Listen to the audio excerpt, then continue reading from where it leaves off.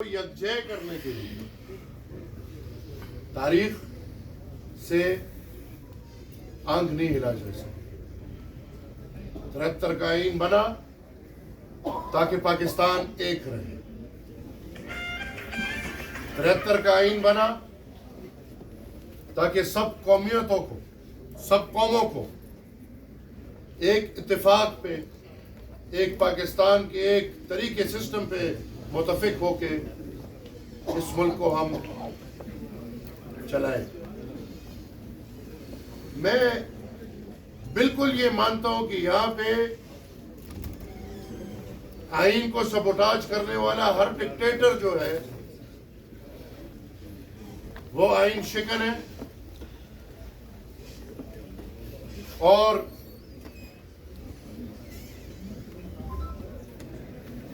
جو آئین کہتا ہے آئین توڑنے کے والے کے خلاف وہ کارروائی ہونی چاہیے۔ میں بطور ایڈمنسٹریٹر کے خلاف مکمل کارروائی ہونی چاہیے، لیکن اس کے ساتھ ساتھ یہ جو آئین کے ساتھ کھلواڑ ہو رہا ہے، یہ جو ڈرامائی انداز میں اداروں کے اندر بیٹھے ہوئے لوگ آئین کے ساتھ کھلواڑ کر رہے ہیں۔ ایک بندہ ہوگا، عام چور ہوگا یا کوئی گڑی چور ہوگا یا کوئی توشہ خانہ کا چور ہوگا۔ بابا یہ اداروں والوں نے تو جو کیا ہے یہ تو قومی چور ہیں۔ پاکستان کے آئین نے جس کو ووٹ کا اختیار دیا ہے، جس کے پاس ووٹ کا اختیار ہے، اس پہ ڈاکہ ڈالا گیا ہے۔ یہ سب پورے قوم کے چور ہیں، اور میرے خیال میں جناب قاضی فائز عیسیٰ صاحب سے آج یہ آواز پہنچا، کیونکہ میرا یہ میں نے پریس کانفرنس کی ہے، تقریباً 3 ہم نے پختونخوا کے مختلف اضلاعوں میں احتجاج ریکارڈ کیے، لیکن ہمارا گلہ ہے، ہمارا جہاں پہ باکسز نہیں ہوتے میڈیا چینلز ہمیں نہیں دکھا۔ کراچی میں مرغی مرتی ہے، ہیڈ لائنز ہوں گے۔ پختونخوا کے پورے حق پہ ڈاکہ ڈالا جاتا ہے، ٹکر مشکل سے ملیں گے۔ یہ ہمارے اس ملک میں ہمارے یہ گلے ہیں۔ اسی لیے آج میں اسلام آباد آ کے اپنی پوری پارٹی، اپنے بزرگوں کے ساتھ قاضی صاحب سے یہ ڈیمانڈ کروں گا کہ یہ جو ڈرامہ ہوا ہے، الیکشننگ ڈرامہ ہوا ہے، جس ڈرامے کے نتیجے میں اسٹیبلشمنٹ کے تو روزگار تھے، کاروبار تھے، فوجی کانفلیکس، عسکری سیمنٹ، کچھ اور چیزیں، کوئی چوئنگم ٹافی بھی بناتے ہیں۔ ابھی نیا روزگار ان کو مل گیا جی، عسکری پارلیمان، عسکری حکومتیں۔ اور آپ یقین کریں، اگر میں پختونخوا کی بات کروں، وہاں سے 115 جنرل ممبر الیکٹ ہوتے ہیں۔ آپ 115 کے ساتھ 8 کروڑ لگائیں، ضرب دیں، پختونخوا میں سے صرف ریاست والوں نے اتنا پیسہ اٹھایا ہے، صرف پختونخوا میں سے۔ بہترین روزگار ہے، اس سے اچھا روزگار اور کیا ہو سکتا ہے؟ تو لہٰذا اب روزگاروں میں 147واں اور 48واں روزگار آ گیا، عسکری پارلیمنٹ اور عسکری حکومتیں۔ کا مثال ذکر کرنا، وہ تو ہے، بہت پرانا روزگار ہے، بہت بنیادی روزگار ہے۔ ملک ریاض اور DHA کا مقابلہ بہت سخت چل رہا ہے۔ میں یہ ڈیمانڈ کروں گا کہ اول تو قاضی صاحب ایک جوڈیشل کمیشن بنائے اور خود اس کو ہیڈ کریں۔ اگر وہ سمجھتے ہیں یا اگر وہ پورے ملک کو یہ اشارہ دینا چاہتے ہیں کہ پاکستان میں عدلیہ آزاد ہے، میں نہیں سمجھتا۔ قاضی صاحب بھی اس کی ٹیم کا حصہ ہے۔ میں سمجھتا ہوں کہ پاکستان میں ہر ادارہ مفلوج ہے، ہر ادارہ غلام ہے، اور ایک ادارہ ہے جو سب پہ حکمرانی کر رہا ہے اور باقی سب ادارے اس ادارے کے غلامی کر رہے ہیں. لیکن اگر قاضی صاحب سمجھتے ہیں کہ میری بات غلط ہے تو قاضی صاحب ایک جوڈیشل انکوائری کمیشن بنائے, خود اس کو ہیڈ کرے, اور ان الیکشنز میں جو ہوا ہے اس میں ہمیں پتہ ہے یہ بھائی زبردستی کر رہے ہیں. ابھی تو دکھا بھی رہے کہ چلو بھائی کر بھی لیا, دن میں کر رہے, جس میں ہمت ہے کوئی کچھ کر کے دکھا دے, کوئی کچھ نہیں, وہ دکھا رہے ہیں ہمیں. لیکن کم سے کم قوم کے سامنے تو پیش کرے کہ کیا سچ ہے اور کیا جھوٹ ہے. یہ جو ہر ووٹ پہ اس دن پریکٹس ہوتا ہے اور ہر بندہ پاکستان کا جا کے تمب امپریشن ووٹ کی پرچی پہ دیتا ہے, وہ اسی لیے ہوتا ہے کہ اس کی صبح نادرا سے شناخت ہو سکے. ہم یہ ڈیمانڈ کرتے ہیں, چلے کہتے ہیں پختونخوا میں انقلاب ہے, پورے ملک کو چھوڑے, پختونخوا کے حلقے کھولے, سب کو پتا چل جائے گا کتنا انقلاب ہے اور کتنا نہیں ہے. پختونخوا کے حلقے کھولے, تمب امپریشن کے بائیو میٹرک کرے, جو کوئٹہ کے ایک حلقے کی حالت تھی پچھلی دفعہ پورے پختونخوا کی ہوگی. کہیں کسی کرنیل کے پیر کا نشان ہوگا, کہیں کسی خلائی مخلوق کے ہاتھ کا نشان ہوگا. یہ, اور اگر یہ ہے تو میں یہ سمجھتا ہوں کہ جو افراد وہ جتنا بڑا ہو, اس کے پاس جتنے میڈلز ہو, اس کے سر پہ جتنے سینگ ہو, اس کے پاس جتنے طاقت ہو, سب سے طاقتور چیز اس پاکستان میں آئین ہے اور عوام ہے.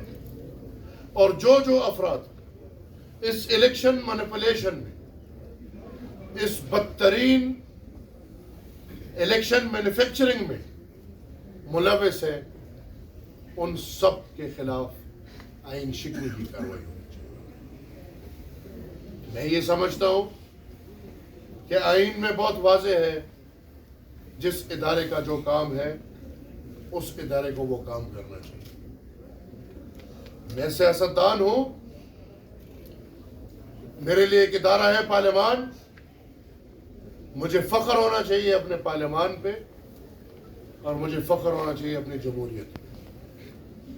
آپ میڈیا والے ہیں, آپ کا ایک آئینی کردار ہے, آپ کو فخر ہونا چاہیے اپنے کیمرے پہ, آپ کو فخر ہونا چاہیے اپنے مائک پہ, آپ کو فخر ہونا چاہیے اپنے پین پہ. کوئی عدلیہ میں ہے, ان کو فخر ہونا چاہیے اپنے گاؤن پہ. یہ تو نہیں کہ مجھے اپنا کام ہی برا لگے. جب میں بھرتی دفاع کے لیے ہوا ہوں اور مجھے وہ کام ہی برا لگے, تو ایسے تو نہیں چلے. جس کو جس کام کے لیے آئین میں لایا گیا ہے اس کو وہ کام کرنا.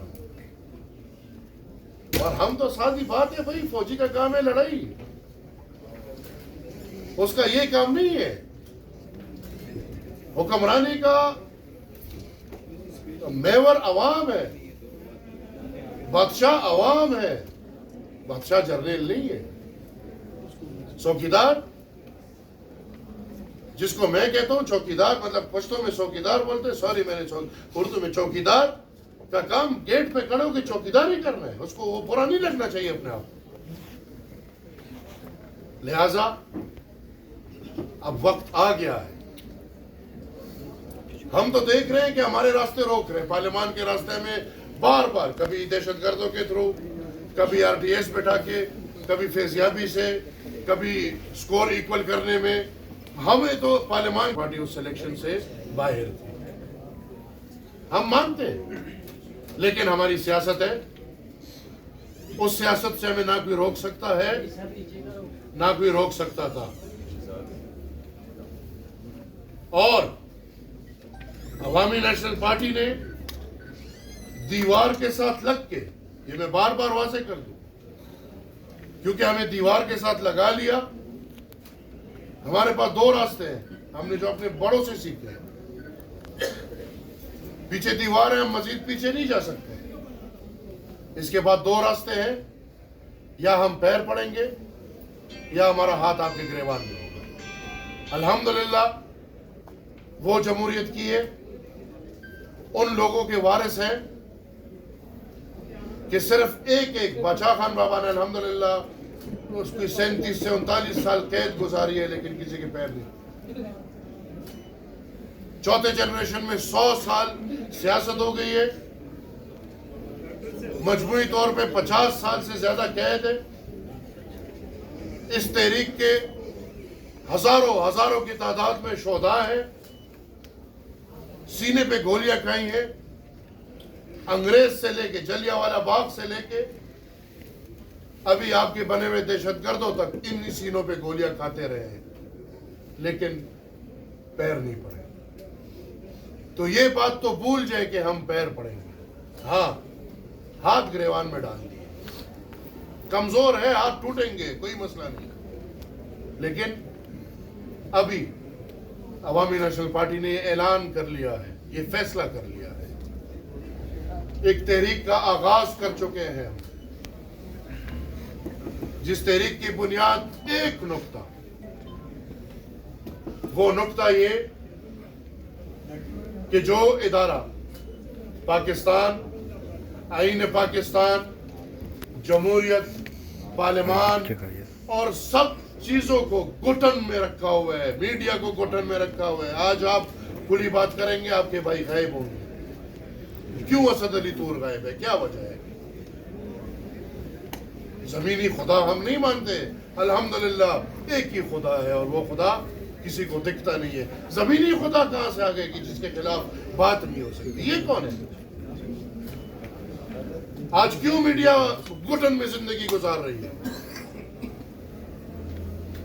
آج کیوں عدلیہ ایک واٹس ایپ میسج پہ فیصلے کر رہی ہے؟ کیا یہ بات زبان زد عام نہیں ہے کہ اسلام آباد میں بیٹھا ایک کرنیل پورا پارلیمان چلاتا ہے؟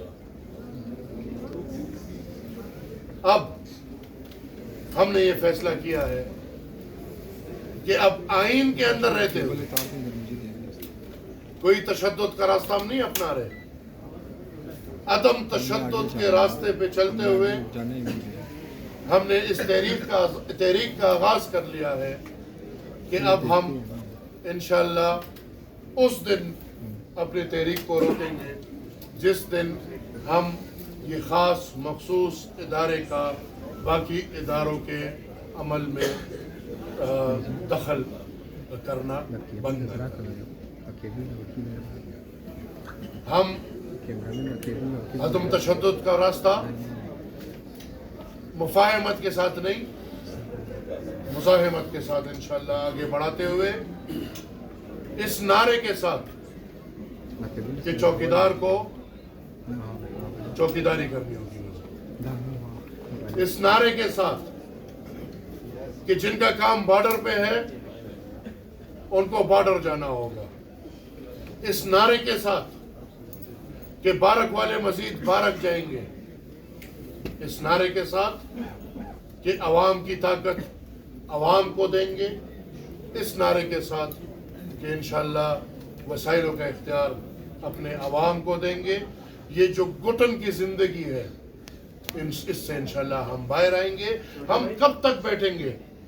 کبھی ہم ایک کی طرف نظر ڈالتے ہیں، کبھی ہم دوسری کی طرف نظر ڈالتے ہیں کہ کون اٹھے گا، کون ایسی آواز اٹھائے گا جس کے ساتھ ہم کھڑے ہو کے اس ملک میں کوشش کریں گے کہ سول بالادستی لائیں۔ نہیں، ہم نے انشاءاللہ یہ پہل کر لی ہے، عوامی نیشنل پارٹی تاریخی طور پہ یہ سول بالادستی کی تحریک لے کر چلے گی۔ ہماری کچھ ملاقاتیں ہوئی بھی ہیں، انشاءاللہ جو میرے ساتھ اس تحریک میں شامل ہوگا، یہ میری تحریک نہیں ہے، یہ عوامی نیشنل پارٹی کی تحریک نہیں ہے۔ میڈیا اگر گھٹن محسوس کر رہی ہے، میڈیا کو آزادی چاہیے، قلم کو آزاد کرنا ہے، کیمرے کو آزاد کرنا ہے، میرا ساتھ دیں۔ پولیس کو اگر آزادی چاہیے، پولیس کو اگر اپنی گھٹن ختم کرنی ہے، پولیس کو اگر آئینی طور پہ اپنی آزادی چاہیے، پولیس والے میرا ساتھ دیں۔ عدلیہ اور وکلا اگر قانون کی بالادستی چاہتے ہیں، اگر عدلیہ کا وقار چاہتے ہیں، وکلا اور عدلیہ کو میں انویٹیشن دیتا ہوں، وہ آ کے میرا ہاتھ بڑھائیں اور وہ اس تحریک میں میرا ساتھ دیں۔